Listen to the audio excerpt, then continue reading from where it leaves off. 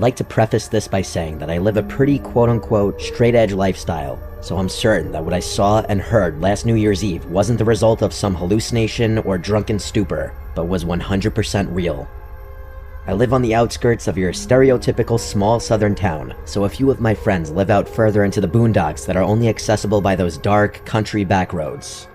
One of my friends, Darren, lives with his family in one of the richer neighborhoods in the area that can only be reached by these back roads. Every year, his family throws a party at their house on New Year's Eve where all the family's friends are invited, myself included. It's a pretty fun occasion, so I'm always excited when I get the formal invitation from Darren's parents in the mail. Seeing as the weather in the south can be pretty weird when it comes to winter, it didn't get really cold until a few days before New Year's Eve. I could remember the newly frigid air paired with the bumpy, unkempt country roads made for an uncomfortable ride to the house. Usually I don't drive with my brights on since I hate how other drivers always blind me with theirs, but the sheer darkness of the windy, narrow road made it a necessity this time. Anyways, the narrow road was surrounded on both sides by dense tree line, so even with my brights, it was hard to see where exactly all the twists and turns were ahead. Notably, there aren't any other houses between the turnoff to the road and Darren's neighborhood, except for a lone shack that seemed like it had been abandoned for years, though I could sometimes see lights on inside whenever I passed this way. A few minutes into the drive, on a particularly straight section of the road, my lights illuminated something ahead amongst the trees, something white against the darkness. As I neared, I could see it was the shape of a person standing all alone on the side of the road. They weren't moving or hiding, just standing completely still with their back to the trees. It was a woman, evidently wearing a white dress or gown of some sort, not at all appropriate for the cold. I didn't turn my brights off out of caution, so I couldn't really make out any specific details in the reflective glare of the white dress as I passed her. I was thanking my lucky stars that she didn't step out in the middle of the road, causing me to stop. But then I started to wonder if maybe I should have stopped to see if she needed some help. Perhaps she was another guest trying to get to Darren's party, but it wasn't until I looked back in my mirror to see in the red glare of my rear lights that the woman had turned her body to follow me, still frozen in that one spot. It was definitely creepy, and in that moment, I was glad I'm not the greatest example of a good Samaritan. No way was that a fellow party guest. I arrived at the party without any further incident around 8 p.m., parking in the gravel circle amongst the dozen or so other cars outside Darren's house, which situated in a large clearing in the surrounding forest, just like all the other spaced out houses in the neighborhood. The festivities went on until we had watched both the ball drop in New York, as well as our own time zone's clock striking 12, after which everyone slowly started to clear out. I stayed behind a bit to help clean up as I usually did, since I was one of the closer friends of Darren's family, and by the time I myself left, my car was the only one left at the front of the house. When I got in and started it up, I got a low tire pressure light. My car is an older model, so it didn't give me exact details as to which tire was low or how many had the issue. Before I freaked out, I remembered that this sort of thing always happens with my tires when the weather first turned cold after a long, warm period. I figured I'd be able to make it home okay. But before I drove off, I remembered that woman I had seen on my way there. Was she still out there somewhere? Had anyone else come across her? There was another way in the opposite direction I could use to get home to avoid that road, but it would add another 20 minutes or so to my commute, which I didn't want to do so late at night and with possible drunk drivers out and about. I figured I'd just suck it up and just go back the way I came. I really wish I didn't. Not even a few minutes out on that same dark back road, I could feel something was different with my tires. I could hear it too. It sounded like bare metal scraping against the road. Slowly my car came to a dead stop. Shit, I muttered. This was a different situation entirely. All that was going through my head was, did my tires fall off? Against my better judgment, I had to get out of the car to see what was wrong. Stupidly, I turned the engine off and shut the door. The car's lights turned off automatically, and I was plunged into the deep darkness of the surrounding forest. With my phone flashlight, I scanned each of my tires. My heart sank, as each and every one of them had been ripped to shreds, as if they were torn apart by the claws of some animal. I could have reasoned that if one had a large puncture in it, the bumpy road could have caused even more damage. But all 4 tires? This was deliberate. But no, I thought. Could it have been? I stood around hopelessly. No one would be out at such an hour on this road, even on New Year's Eve. I'd have to call a towing service or for someone to come and get me. But of course, there was no phone service this deep into the boonies. But just as I was about to get back into the car, the gentle wind died down. The barren tree branches stopped swaying, and even the wildlife that was still out this time of year went quiet. froze. I had never heard such silence before. It was as if time had stopped for a minute before I heard the sickening sound of a twig snap somewhere within the trees. Something was moving around. I instantly shut the light from my phone off, leaving complete darkness. Leaves on the ground continued to rustle, as if someone was stalking through the forest. Was it a squirrel, a deer? No. This was the type of silence of prey when a predator was nearby. And then I heard, "I see you." My stomach dropped. All the air was sucked out of my body. I couldn't even scream. It was a woman's voice, soft and quiet, coming from the pitch-black darkness of the tree line not 15 feet away. It was said without malice, which somehow made it even freakier. In that moment, all I wanted to do was just shrivel up onto the ground and die. And then I heard, "Can you see me?" It wasn't until I heard the voice again that my fight or flight response kicked in, but I was disoriented, standing there in the darkness. I had to turn my phone light back on if I wanted to see which direction I wanted to flee.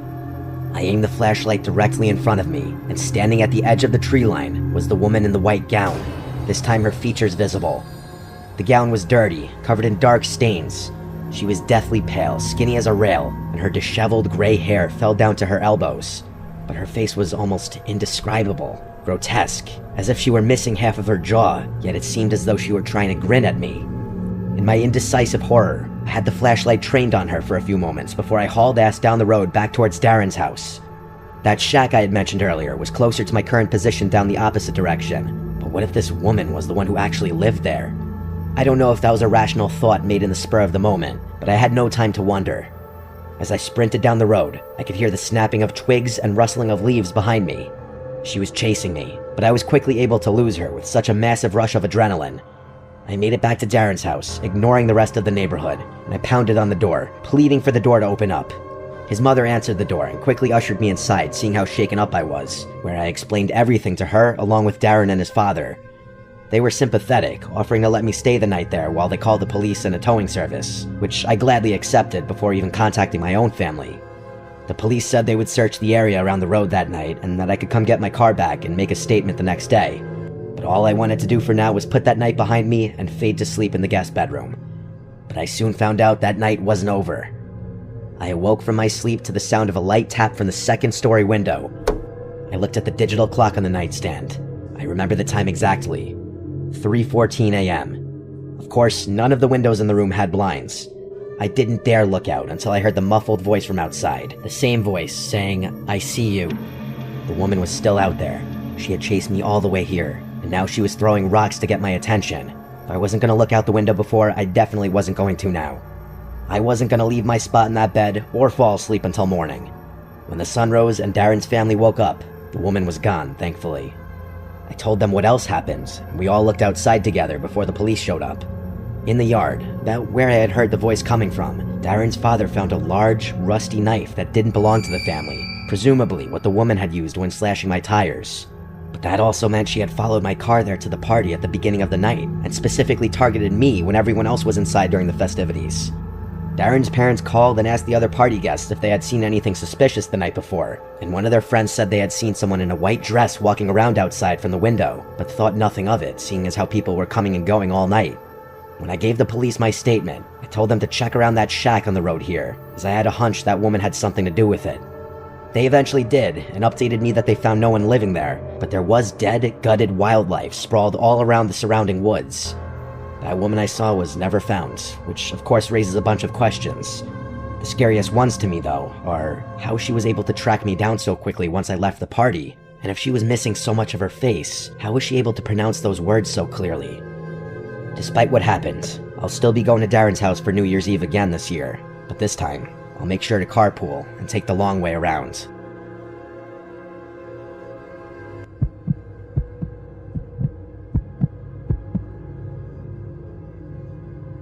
When I was 26, I took a trip to San Diego via plane. I stayed with my friend for a few days and booked a late flight back home. My flight landed at midnight. By the time I was off the plane and by the ground transportation pickup point, it was like 12:30. I waved down a random taxi in the taxi section and gave the driver my home address. He said he'd take me for $30, which was a really good deal compared to Uber. He came out to help me put my bag in the trunk of the van, but I said I was fine with it in the seat next to me, so he lifted my bag onto the seat on the left side behind him. I was sitting diagonal from him. He got back in the car and pulled up the directions to my apartment, and we were on our way. My at-the-time apartment was about a half-hour drive from the airport with no traffic. At this hour, there was obviously no traffic. We got right on the highway and we were moving fast. I caught the driver's eyes staring at me through the mirror on 2 separate occasions, and on the second time, he spoke. He asked where I was coming from. I said San Diego. He said, "Oh, very nice." Then he asked me what I was doing there. I said I was just visiting a friend who lives there. His response was, "Is your friend as pretty as you?" And honestly, my first reaction was to laugh, but I found the comment really creepy, and it being the third thing out of his mouth on the ride didn't help. From here, his questions kind of stayed on the flirty side. He asked me, "What is a pretty girl like you doing traveling all by yourself?" And I had a slightly sassy response, saying, "Well, I just said I wasn't alone, I was visiting my friend." And his rebuttal was that by flying by myself, I was traveling by myself. I maintained my slight sass and said we can agree to disagree, and he laughed and said he was only teasing me. This man had to be like 45 though. I felt like him hitting on a lone girl in her 20s like this was slightly creepy. It wasn't the first time I dealt with something like this though. As we continued down the highway, I looked up as I saw the familiar overpass right by my exit, but as we passed it, he wasn't slowing down. I said this is my exit as he was literally about to pass it, and we zoomed right by it. I repeated myself louder, saying that was my exit. He apologized and said he'd catch the next one. I tried to get a peek at his screen to see if he put the right address in, but it was angled so that I couldn't see it. The next exit was about a mile further. I started sitting up on the edge of my seat a bit now. When the next exit approached, I said loud and clear, "You need to get off here," and without acknowledging me, he turned on his blinker and merged off the exit. I noticed him glaring at me for a second in the mirror. I almost sensed a hint of annoyance in his face. But I guess that quickly changed when not even a minute later he asked me if I had a boyfriend. I replied back instantly, "Yes, he lives with me." I noticed him look at me again, and I think he picked up on how quickly I answered that. He asked what my boyfriend's name is. Yes, I'm serious. I decided that was enough. I told him I'm gonna put my headphones in, so I popped my AirPods into my ears, even though they were basically dead still. I just wanted this man to stop asking me questions. Asking my boyfriend's name was next level weird, almost like he was interrogating me.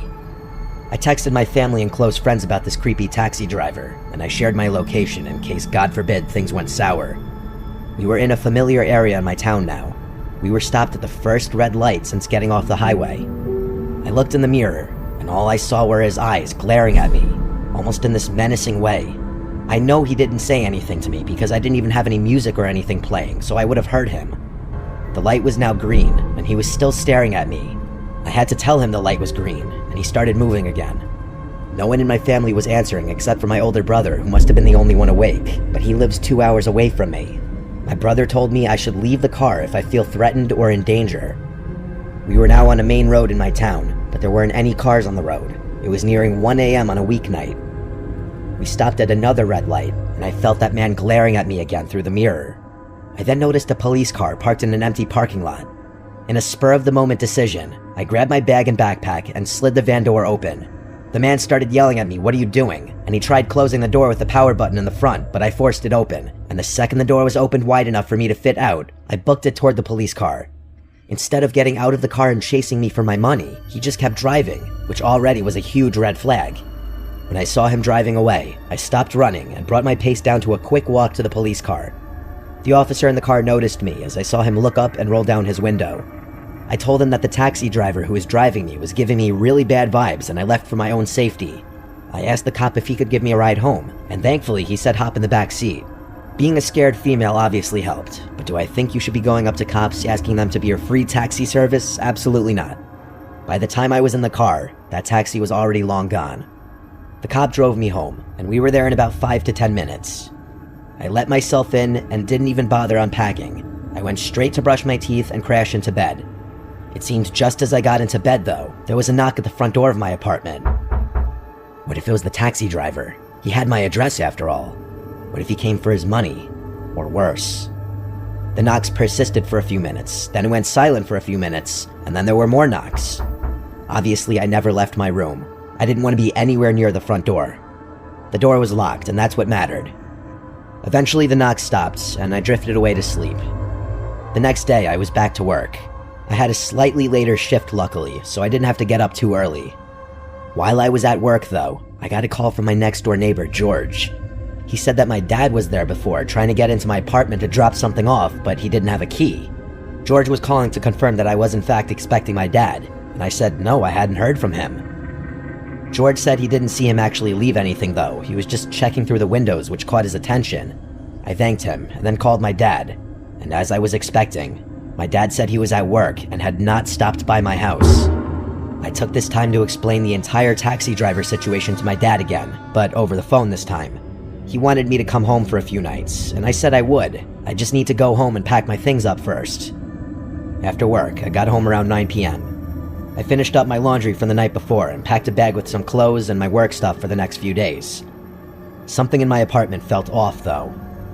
I never get nervous from being alone, but that night, I felt like I wasn't alone. Deep down, I felt like it was because the whole taxi driver situation made me uncomfortable. But I felt like I kept hearing small cracks in the wood floor, like from the pressure of someone's weight.